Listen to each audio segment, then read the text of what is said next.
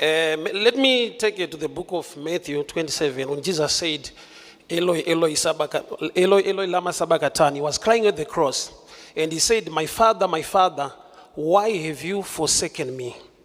In this statement, it proves God has departed from him in the process, but he was waiting for him in the purpose. He was supposed to die. So when God is with him, Don't rush.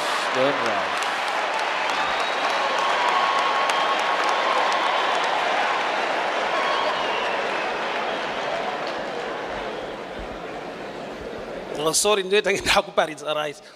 Jesus paari kuchema. Now when Jesus is crying, Achiti mwari wangu mandisire. saying, my God, why have you forsaken me? Nokuti wakauya kuzofira vanhu. Because he had come to die for people. So kana baba vanaye in this process ahafe nokuti God cannot die. So if God is with him in this process, he won't die because So God baba cannot die. vanoita sekunge vamusiya.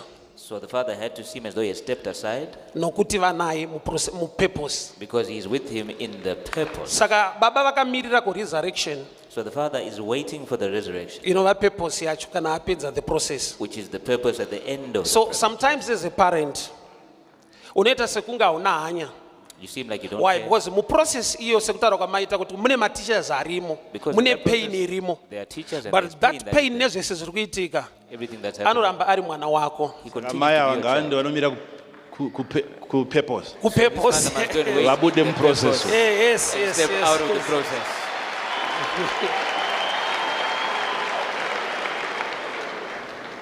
So sembereki sometimes So as a parent, sometimes wangomira kuside reprayer kuti Mwari muchengetei ndakamumirira mwana wangu. you just wait in Process prayer and say, yachaita God, look pass after through. this. Ndiripo sembereki kuti Mwari vamupe kukunda. Saka baba vakamirira ku resurrection with power, but apa anoita sekunge asisina power. Nokuti process iyoyo inobereka purpose iri kudiwa to die for humankind and to resurrect. Thank you. Thank you. Thank you.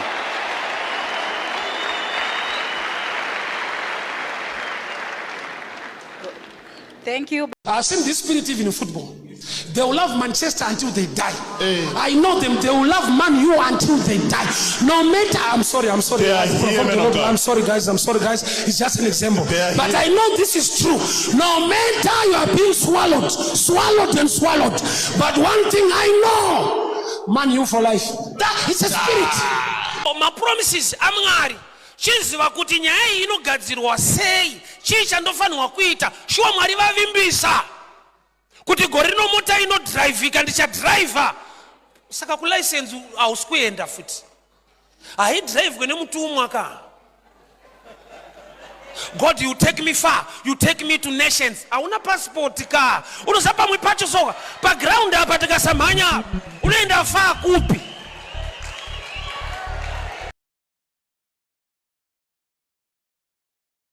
My promises amngari chinziva kuti nyaya iyi inogadzirwa sei chii chandofanirwa kuita shuwa Mwari vavimbisa kuti gore rino mota inodhiraivhika ndichadhiraivha saka kulaisensi hausi kuenda futi haidhiraivhwe nemutumwa ka. God, you take me far, you take me to nations. Hauna passport ka unoza pamwe pacho soka paground apa tikasamhanya unoenda far kupi. Jesu takampiwa na baba but akaberekwa na Maria. Man was involved in program of salvation. Munhu wacho ari kunzi panyika paipa vanhu vatadza Mwari anditsitsi nawo vakatsvaga munhu wokushanda naye Mwari. Jesu haana kungoya kuti ndauya munofanirwa kupona ndabva kuna baba. Panototakurwa nhumbu yechakabva kuna baba kusvika chakura choenda pamuchinjikwa. Salvation, man was involved. Anozati mai vaMozisi mazuva avo vakabereka Mozisi kwauraiwa vana ndo vakaruka tswanda basket vakanomisa kurwizi. Aiflota mubasket kwete munyasha. Nyasha dzaimuchengeta ari mubasket, which is human skill. Problem yako basket hariruko rungoti tine nyasha tichabata mari. Develop skill.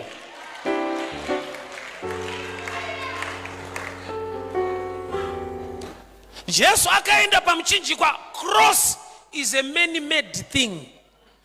Chakaenda pamuchinjikwa ndo chakabva kuna baba. Muchinjikwa wakabva kumaraini yevanhu.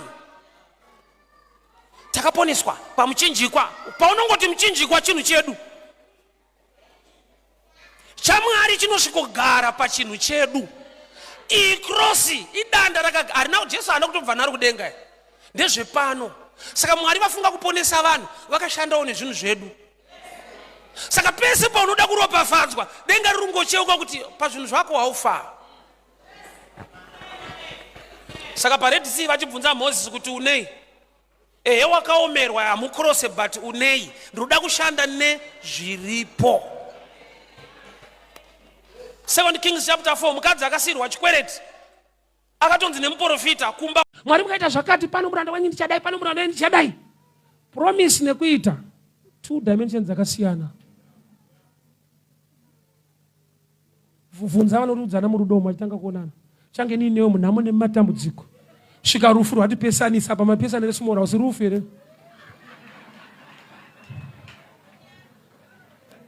Madrama anoitwa pakuchatai. Maskits kaya. Munhamo nematambudziko simora usinamu. Kana zvakuita zvakanaka dai Mwari atibatsira. Muriregere kudemba kuti dai baba vasina kugarika, dai vasina kupromotwa. Amai varegere kudemba dai pasina kutengwa mota pamba panapa. Bozi uchifamba netsoka ungatakura vasikana ngo vabereki. Baba kana zvekutakurisa zvapo padanyasha zhinji.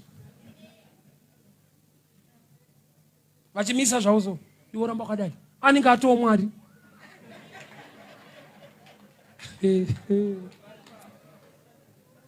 Andabasa nawo.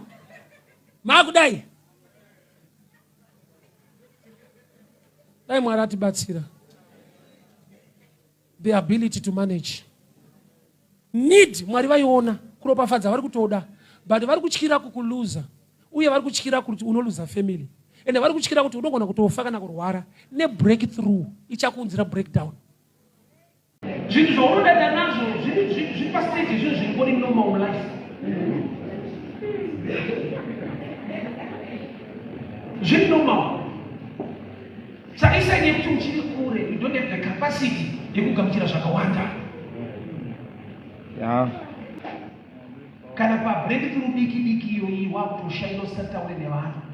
Can you handle more? Right. Yeah. Kungodya chete. Handisati zvizvi zvadyiwa zvishoma izvozvo pastatus soft life. Wakutendoza.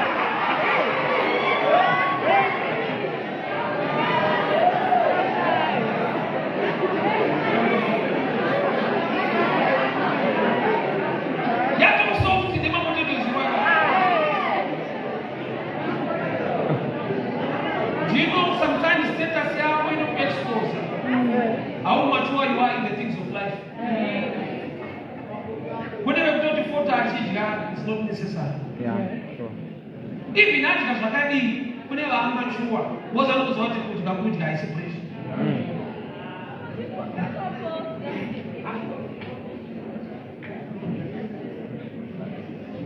Imbokura mishana. Wanzama container mafuta wanda. Capacity to handle.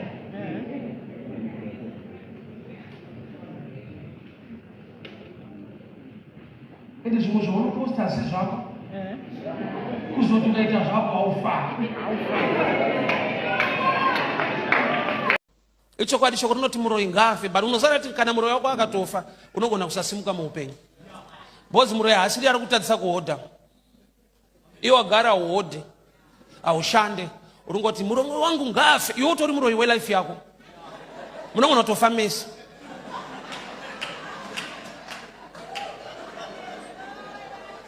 But success yako inoda kuinvolve iwewe kuti uri kuitei on the ground. Zvakuti wakavengwa tazvinzwa but vakakuvenga vakamira kukuvenga ukufunga kwako unosimuka here mulife neunhu hwako nezvaunoita. Tobvisa vavengi vese toti zvauri kuita izvozvisi iva nesuccess hazviite. Tine vanhu vanofunza kuti vakaroyiwa havana. Ukaroyiwa unodarika stage yauri. Vari vekumusha kwenyu vanotoseka kuti anotiziva musha hatisatatanga but ari kutochema nesu.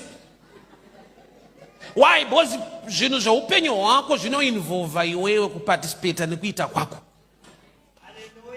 Ndimwari weminana uye ndimwari wemaprinciples wezvaanotaura kuti ita kana waita osangana nezvaakakuvimbisa. Pakana anoti vanhu cherai mvura munopa mukuru wemutambo. Mukuru wemutambo paanotesta ndo painova wine. Kureva kuti vanhu vanofanirwa kuva obedient yekututa mvura kuti vasangane nezvavanoshuwira.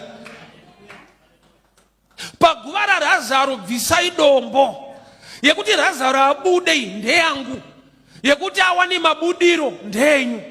Mukasabvisa dombo anorovera padombo akafa futi.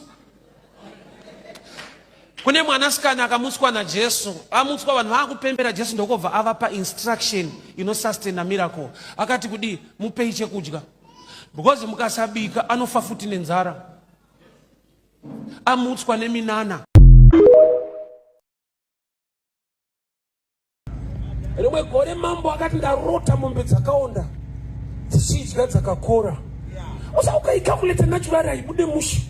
Dzakakora dzinofanirwa kudyawo dzakaonda. Nokuti ndo dzine capacity ka. Bachiroto chake ndakachinterpreta mazuva edu. Dzakakora dzacho vari dzine misha vakanyatsororwa vacho ndo chaiwo vanhu. Misha yaenda nemunhu wekuti ukatarisa unoshama kuti baba vane mhepo. Unoziva kumwe kuri kuenda murume mukadzi unofanira kusvika pakunyatsoona kuti imhepo. Hakuna rinoko ririko, hakuna chakarongeka chiriko. Anosiya masofa achinorapa pachitini kusumura kunzo. Unyatsoona dzakaonda dziri kudya dzakakora. Ari kunyatsodya zvinofanirwa kudyiwa ndiye wepanze kwete wemukati. Shasha yakashingirira marriage ndo yaakutambudzwa. Tsotsi repanze ndo yaakutsenga. Hazvisi normal. Handina munhu anondiwisira mumvura kana mvura ichinge yabvongodzwa. Imwe problem yaita murume uyu akaisa upenyu hwake maoko evanhu. Chinzwa Jesu mubvunzo waanomubvunza, unoda here? It's now personal. Iyo bvataiwa even ndichida ishe but handina munhu. Life yako ukaisa maoko evanhu, you'll be disappointed. Life yako ukaitrust kuti ananhingi vachazodai, vanhu vane nyaya dzavo. Vafundisi vane nyaya dzavo, mufundisi asi munhu ane nyaya dzake. Patetaura nyaya yekuti kune mastendi kudombosha wangatende kumatombo dai zvanzi jinimba anga anemba hombe but akavigirwa panzi. Imba ine basa rei? Uyu anotiuraya. Hanzi ukafa uvigwe mumba. Apedza mukomana. Uchamudze iye unomudze. Ane answer for every problem kuti aramba inayo, ane answer. Ngatitoriyo mapolisa komana panhamu panozomakisa zvandomakiswa sei ndiri ndafa. Uyu kawe uyu anotikuvadza. Achicha ndonyara indafa. Kuvigwa maniyo. Ndopa uchamuka. Awasana mutanga ne type iyo. Ndopa uchamuka ire nokuti ne police. Pana akaorera mumba here. Nyoza iyi haisi shamwari, iyi problem.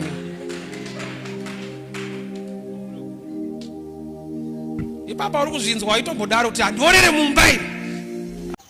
Out of the eater came something to eat. Judges 14. Murume anonzi Samson achifamba nevabereki vake. Pane shumba yakauya yakadzvova against him. Bhabha rinoti wakatsaukira kwairi akaibvarura into 2. Mumwe musi vakudarika nepo akanotarisa mushumba yakafa, akawana muine uchi, akatora uchi akapa vabereki vake naiye vakadya. Zvinorevei muupenyu hwako nhasi? Pane a challenge iri kuuya against your life. Yauri kuzvibvunza kuti why me? Challenge yauri kuti sei zvanangana neni sina kunangana nevamwe. I've come to tell you this. Zvimwe zvacho Mwari unozvitendera nokuti une nyasha dzaakadyara mauri to deal with that situation. Nokuti musituation imomo ndimo mune uchi hwako. Pamwe pacho uchi hautange hwauya nenyuchi dzako. Panotanga pauya shumba inodzvova against you. Kuti kana shumba yafa mukati macho muwanikwe uchi. Remember, mukati meshumba yakafa ndo maakawana uchi. Une basa rauri kuita, une zvauri kuita wanokuti zvatofa apana kunga zvinoenda kunaka zvinobuda, ndinoprofita upenyu, ndinoprofita breakthrough. Mune chakafa ichocho, sangana nefavor yaJehovha. understand kana kuti ukasava nekujekerwa nepfungwa yaMwari nenguva yaMwari mukuitika kwezvinhu zveupenyu hwako pane zvaakakurongera muupenyu, unozvifananidza naningi naningi. At the end kana vanhu ava achivha vasimuka iwe usati, unenge wakuti kunamata kwacho uku zvinenge zvaramba. Izwi rekuti zvaramba kana kuti hazvisi kuita, izwi roro mumind yemunhu wese ririmo. The devil will whisper to you message iyoyo, obva akuratidza vawakafunda nawo, obva akuratidza wawakakura nawo, obva akuratidza musociety yaunogara, obva akubvunza kuti iwe wane makore mangani, look at your age, hauna kwauri kuenda pana chichabuda. Takasiyana. Mwari ngavakurumure papressure iri unnecessary. Kana ninga akakuti ona vamwe vako vadai, ona vamwe vako vazodai, vamwe vangu mukukura tese, vamwe vangu mukudzidza tese, vamwe vangu mukugara tese, havasi vamwe vangu mudestiny yangu yechakarongwa naMwari maringe upenyu wangu. Handina mutwin padestiny, handina mutwin paurongwa hwaMwari concerning my life wandingati iyo ndiye role model kuti ndikaona ndinofanirwa kudai apa ndodai. We learn from others, but we are different. We are designed to learn, we are not designed to copy. Saka uchiona kana Mwari wakandidana semuvhangeri, handina pressure yekuti ningaprofita, ningaita zvakati, ningaita mamiracles akati. I'm not designed for that.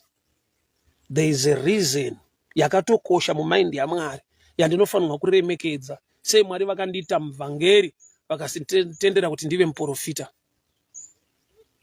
Saka ndikaona munhu ari muprophetic field ane zvaachiva especially zviri tangible, ndobva ndapinda pressure yekuti dai ndaitoprofita also.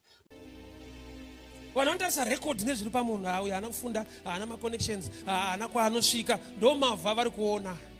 But Mwari vakabata record yedenga ndeyekuti tinosimudza marombe. Sei Mwari vakada record iyoyo nokuti hakuna anofarira kusimudza rombe. Vanhu vanoda nyika chaiyo inosimudzawo shasha, inoremekedza vakafunda vakarongeka. Mwari ndokubva ati imi zvenyu ndeizvi zveshasha dzenyu, marombe ngaachiuya kuno nemavhu neguruva iroro ndinoabvisa muguruva ndoaisa pazvigaro namachinda. Dai Mwari atiwanira nyasha. Usatarise mavhu, usatarise zvavari kutaura, ramba wakabata pashoko rake. You get there. Kunosvikika. Secret to remember fasting, in feasting, eating the word. Why not fasting? Munhu wenyama ndiwo wonyima sadza, but wemweya anodya shoko. Saka pamwe pacho uri kutsanya kwese. That's why usina wane maresults ake fasting. Nokuti secret yefasting, in feasting. Uchimira zvenyama uchidya zvemwe, the spirit man anokura neword. Manje wewe the spirit man haadye, the physical man haasi kudya futi. Saka i0-0. Uri pastrike, hausi pafasting. Nokuti fasting secret yayo in feasting. Why nokuti Satani akauya haapedza madays awarola. Igame ye-knowledge. Unomukunda nekuziva shoko zvakanyorwa zvichinzi. Unoda kudzora tonenge rakarongeka zvokuti anochengeteka mufana une mweya wekukomplena chete. Pei yacho haikwane, unotoiwana isingakwane. Kune vasiri kuiwana yacho hashandi, iwe unoisingakwane inotoverengwa kuti haikwane. Kune dhimoni rekuti neshoma yacho haiwaniki. Unoziva kuti ropafadzo rauinawo unogona kusaruona nekuda kwokuti unozvikopia neupenyu hwevamwe. Yaunoitirwa naMwari ndofevha manje. Kurarama munodira kuti everyday uchiita munhu wastori unochigara imomo. Yakaendera basera, vakatorerwa mota, ava vakarobva, iwe uchiti asina Mwari achirangarirawo. Thomas! Yaunokubata, ngatipe nyore. It's 1 Peter chapter 3 verse 7. 1 Pedro capítulo 3 verso 7. Deus, Ele mesmo. A sua oração eu nem te ouvirei. Se você não está a se entender bem com sua esposa, não é ataque que vem da parte do diabo. É a quanto Deus respeita o casamento.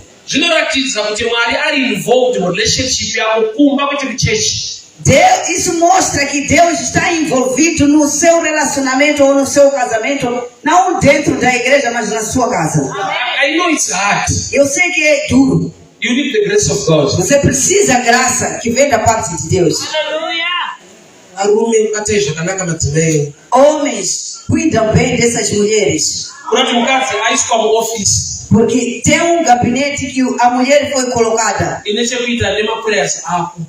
tem a ver com as suas orações. Sometimes it's dangerous to be married if you read this verse. Às vezes, quando você lê esse versículo, parece que é muito perigoso você ficar casado.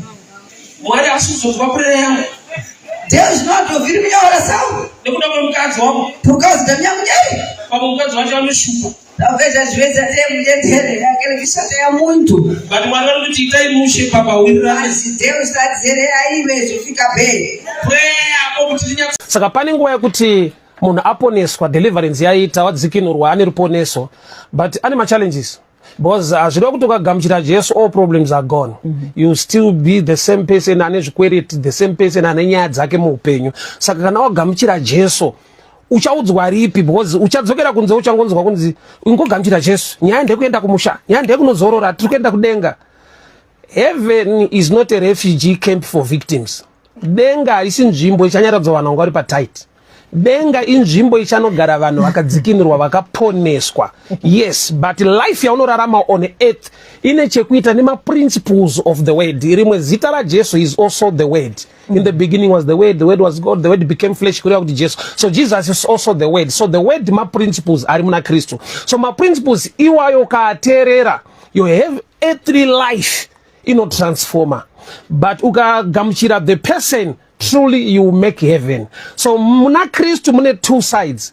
The earthly issues dzichiadreswa na Kristu, then the heavenly issue yesalvation, yekuponeswa, yekupinda denga kwemunhu. So tona dzimwe nguva 3/4 of the people we have today, vazhinji vakatodzikinurwa, vakatoponeswa, but they are still suffering. But danger yavapo ndeyekuti vakuwedzerwa matambudziko avo, nekuda kwekuti unosangana nemumwe mushumiri anoudza kuti aiwa muri ngoparidzirwa prosperity, nyaya ndekuenda kumusha, ndekuenda kunozorora. And to me sometimes ndinoona iri hypocrisy pakudai. So the one ari kukudza izvozvo, he owns a farm, he owns a plot, he got houses, he got cars, everything, and my businesses, is also a preacher. Then he tells you it's all about heaven. Earthly life, hatisi pa punishment, kuti maybe you just die and make heaven. So plan yamari ndekuti you come on earth, you die, you make heaven. That's not the original plan. Let me take you to the book of Matthew 27, when Jesus said, Eloi, Eloi, Eloi, Eloi, lama sabachthani. He was crying at the cross, and he said, my Father, why have you forsaken me? In this statement, it proves God has departed from him in the process, but he was waiting for him in the purpose. He was supposed to die. So when God is with him, Don't rush.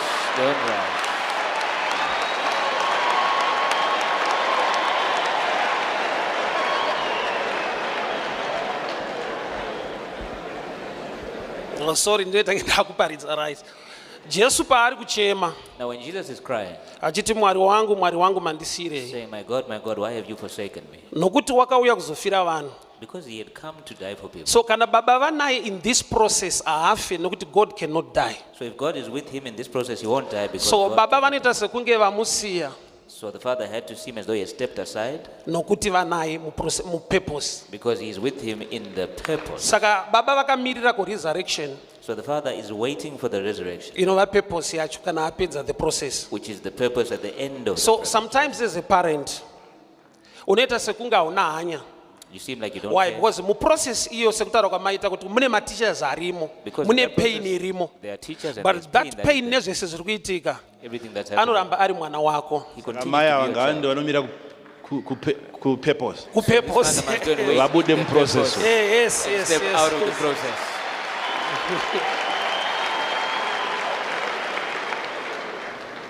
So sembereki sometimes So as a parent, sometimes wangomira kuside reprayer kuti Mwari muchengetei ndakamumirira mwana wangu. you just wait in prayer. Process and say, yachaita God, look pass after through. this.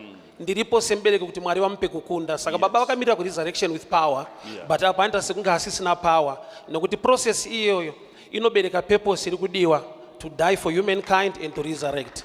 Thank you. Thank you. Thank you.